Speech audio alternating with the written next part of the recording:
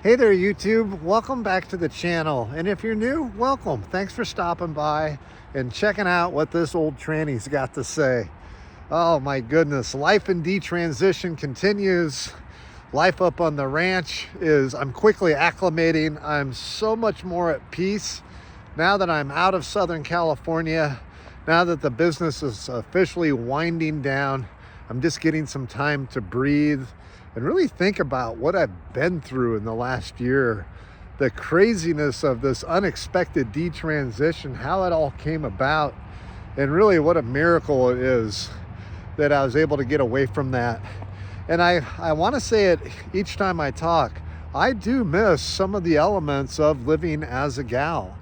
You know, there was a part of me that it really filled a void, but it's given way in this detransition to fulfilling me in a lot of other ways. Look at that sunset.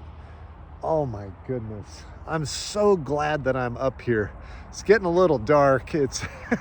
I'm not quite used to how dark it gets up in this region so early, but the advantage is summer is long days and it doesn't get dark till early evening, 8:30, 9 o'clock. So you got to deal with a few months of short days of sunlight, but some spectacular sunsets in the evenings, especially when the clouds are giving way to blue sky like you just saw. But, oh my goodness, my detransition life is really showing to have a promising future for me. As I'm working with my hands a lot these last couple weeks, getting my shop set up, getting ready to start this new business venture, start the YouTube channel, doing custom fabrication and building. It gives me a lot of hope and a lot of excitement. In a way, it's sort of making me feel youthful again. I feel revitalized, almost like I get to reclaim some of those years of masculinity that I gave up because of the cross hormone therapy. My body's old, but I'm young at heart, and I just kind of feel spiritually free and sort of connected to a greater purpose.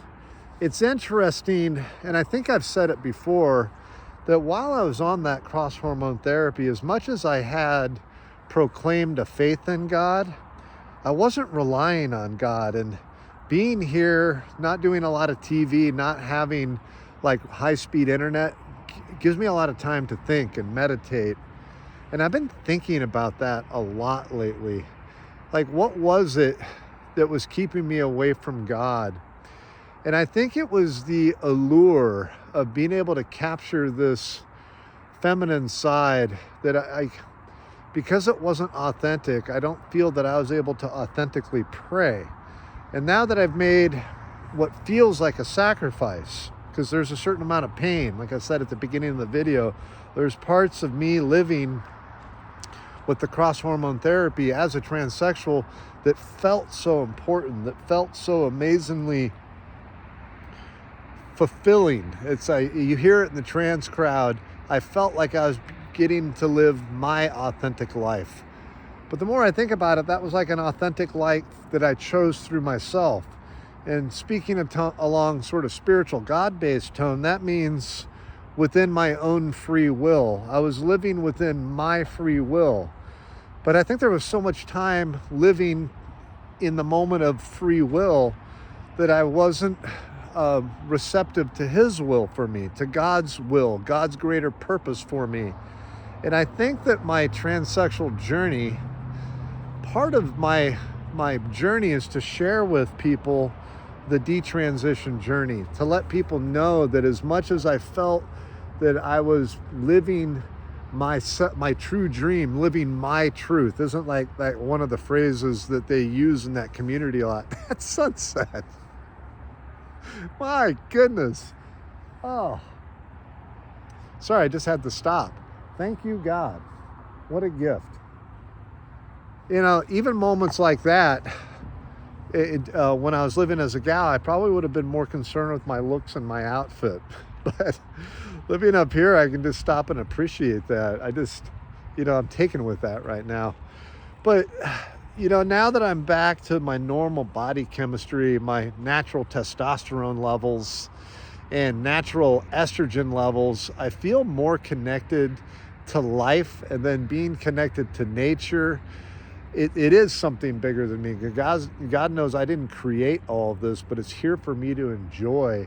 And because I'm not distracted and I'm not in that haze, in that state of confusion, which felt so promising, but it never felt fulfilled.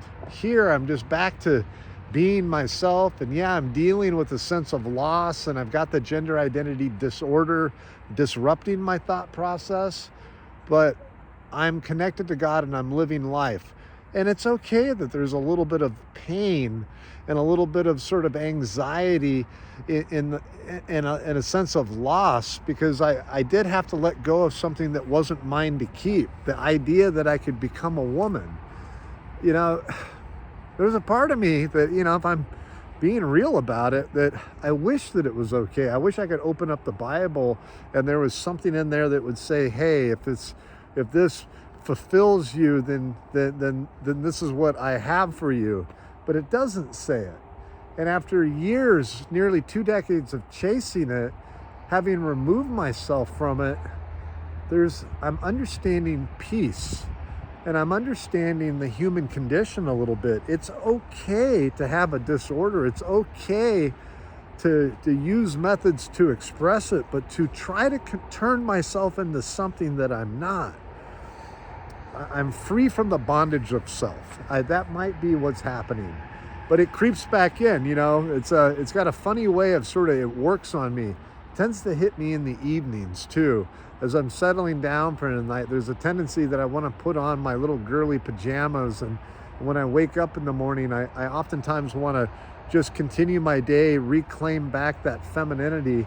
But once I put myself into action, once I get busy with the day, prioritizing what needs to be done around the property, what I need to do to get my career launched, what I need to do to provide for my wife, my purpose wakes up as the sun comes up.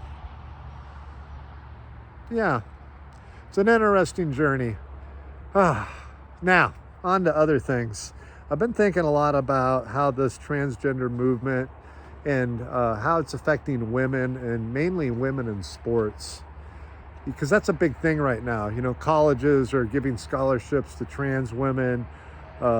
Women are trying to voice their opinion about how it's not fair that these transsexual men, you know, that wanting to be women, have entered into their sports realm, and it's basically eliminating fair competition for women. And I want to say this: I never once during my years of, you know, living that way thought that I belonged in any women's sports at all. And I don't know why we as a country don't demand that individuals just compete within their chromosomes. It would settle the argument. But I personally think that if we keep going down this road of trans women in women's actual sports, eventually women are going to get hurt or possibly killed, because the male strength that I was able to retain, even though I'd been on cross-hormone therapy for almost 2 decades, was far superior to most women. You know, because at the core of it, I was still a male. And I hear these trans people saying, oh, I've been on estrogen for 10 years. My bones and my muscle are that of a woman. Bullshit.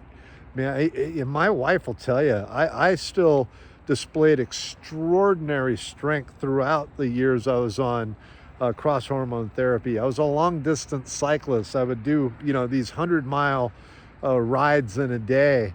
And I'll tell you, at no time was I not keeping up with men in my age group.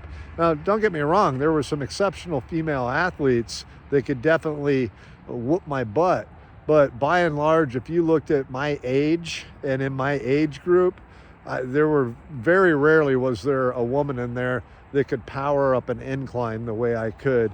I just had too long of a torso, too much torque and quad strength in my legs. And I'd been on that cross-hormone therapy for years and years and years.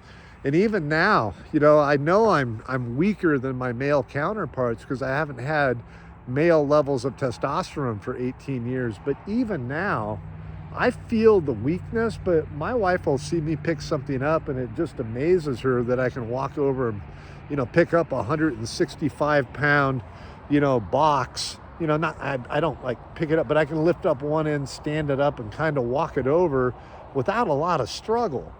And I'm middle-aged and I'm still able to do that. And I had the effects of cross-hormone therapy. So how any transsexual, if they're being honest, and transgender person feels that they belong in female sports, it's a part of what we're teaching these kids. It's like an entitlement thing, and it's also a delusional state. They're not thinking clearly, they're not being honest, but I also think it's because they're being raised and indoctrinated with a dishonest message. And I know this is touching on some political talk, but sooner or later, I've got to be able to talk about it. And now that I'm away from working in entertainment, away from working in Hollywood, I feel that I can kind of delve into these subject matters and speak openly and honestly about my opinions on it. And even what my opinions were when I was in that state, in that transsexual state of like living in the illusion, that I had become a woman. And I think that that's a valuable conversation to have. And finally, I want to say this, because I've seen that there is a bit of a uptick in detransitioners. And when I look at my analytics, it's interesting to see who's following my videos, who's liking them, who's commenting on them. And it seems that the ones where I'm mentioning detransition are getting the most amount of traffic. If you are a transgender individual or a transsexual and you're afraid amongst your peers to detransition, or you're afraid that you can't return back to the male life you once had, or maybe you started transitioning early age and you never got to experience being a young man and you're afraid that you won't be able to adapt to it. For me, it's happening so organically and so easily. I would encourage anybody under a doctor's supervision, of course, to wean off of the testosterone blocker and cut your estrogen down and just see how you feel. And not only how you feel, but pay attention to how you perceive the world and the environment around you. Because you never became a woman. I never became a woman. All I was doing was feminizing, overriding my male pattern of thinking, the way my brain was sort of, created by our creator, work and function. All I did was distort it. And I get flack because I'll say things like, well, as a woman, I couldn't be successful in business. And people will say, women can be successful in business. Of course, actual women can be successful in business. And women do have their workplace issues. I get that. This is a totally different thing. When I'm saying that me as a woman, I'm saying males trying to exist as women, me trying to present myself as a woman and conduct business as a woman didn't work well for me. It lacked authenticity for me. And having to be focused on like this female persona and trying to mask and live stealth of the masculine side of me, I wasn't able to live up to my potential is what I'm saying. I'm doing much better living towards my potential now that I'm returning my body, my mind, and my spirit back to the way I was born to be. I'm not taking that free will and trying to take something that I wasn't intended to have. And it doesn't mean that you won't still feel that way or potentially want it. But if you're thinking about detransitioning, I say it's worth trying it. You should put more effort into detransition than you put in the transition, or at least the same effort. Imagine that. If you focused on detransition as much as you focused on transition, you might be surprised in the quality of life that returns to you, the self-image.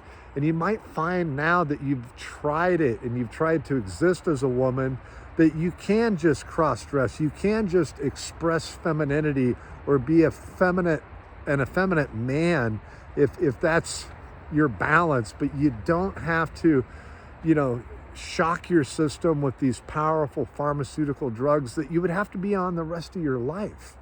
Like, you know, if you took off out into this forest and you decided to go on a 6-month adventure and you left all your estrogen and your testosterone blocker behind, who would you become once you got into the interior?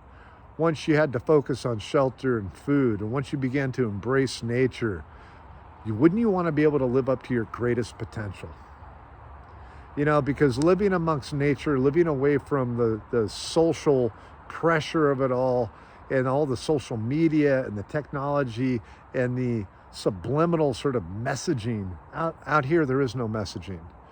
You know, you're in nature and you go about life, and it's not even like a survivalist thing, but if you're just working to live, just to be able to stay fed and sheltered, it's amazing how your priorities change. Anyways, our sunset's gone. I'll talk to you guys in the next video. See ya.